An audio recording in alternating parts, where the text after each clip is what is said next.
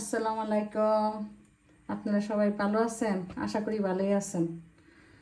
আমরাও আপনাদের দোয়ায় ভালো আছি। আমার ভাই বোনেরা, আমার মা খালামণিরা, আজকের মতো শুরু করে দিলাম। চিংড়ি মাছ কেটে নিয়েছি, পরিষ্কার করে নিয়েছি, সব কাটাকাটি করে নিয়েছি। এই যে কচুর ছড়ার মধ্যে ছোটো ছোটো কয়েকটা আলু দিছি। দেখতে থাকেন, আমার সাথে থাকেন। আর ভিডিও ভালো লাগলে সাবস্ক্রাইব, লাইক, শেয়ার, কমেন্ট করবেন। যারা যারা আমার ভাই বোন মা খালামণিরা করছেন তাতে তো অসংখ্য অসংখ্য ধন্যবাদ। আর যারা এখনও করেন নাই, যারা নতুন অ্যাড করবেন, প্লিজ সাবস্ক্রাইব আর বেল আইকনটা বাজিয়ে আমার পাশে থাকবেন। দেখতে থাকেন, আমার সাথে থাকেন। এই যে এটা একটু ভাপ দিব, পানিটা বসাই দিছি, দিয়ে দিলাম। একটু ভাপ দিয়ে নিব। কচুর ছড়াটা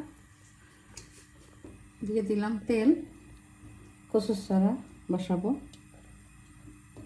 চিংড়ি মাছ দিয়ে দিলাম, পেঁয়াজ দিয়ে দেবো, কাঁচামরিচ, খালি টমেটো একসাথে দিয়ে দিলাম।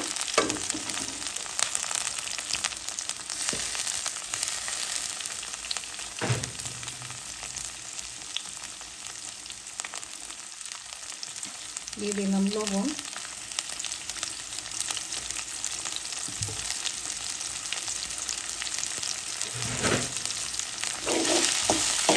দেখে নেব। দিয়ে দিলাম আদা রসুন পেস্ট,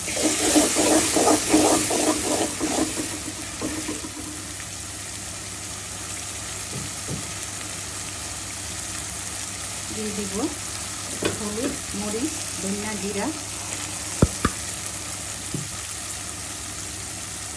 দিয়ে দিলাম একটু পানি,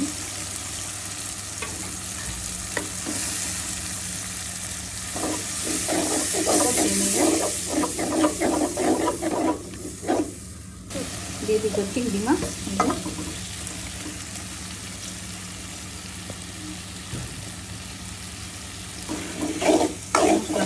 চিংড়ি মাছটা কষিয়ে নেব। হয়ে গেছে মশলা, চিংড়ি মাছ দিয়ে দিলাম। এই যে ভাপ দেওয়া আলু আর কচুর ছড়া,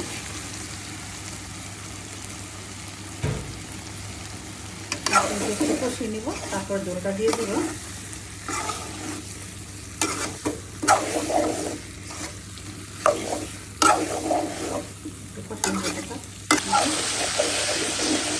কষানো হয়ে গেছে, একটু ভেজে নিচ্ছি।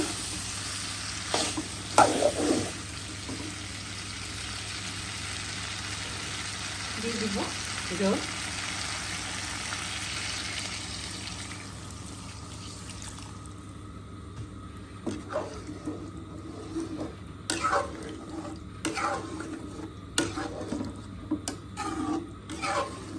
দিলাম। যে কালারটা কিরকম আসছে,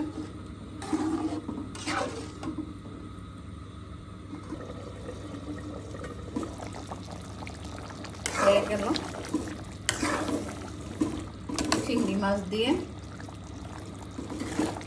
নতুন আলু সামান্য দিছি, বেশি দিই নেই।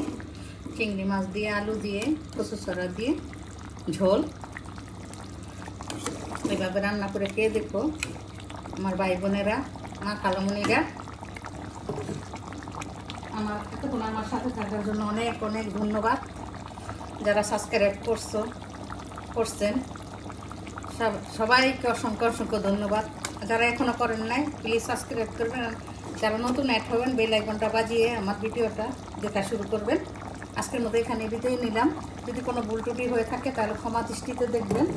আল্লাহ হাফেজ।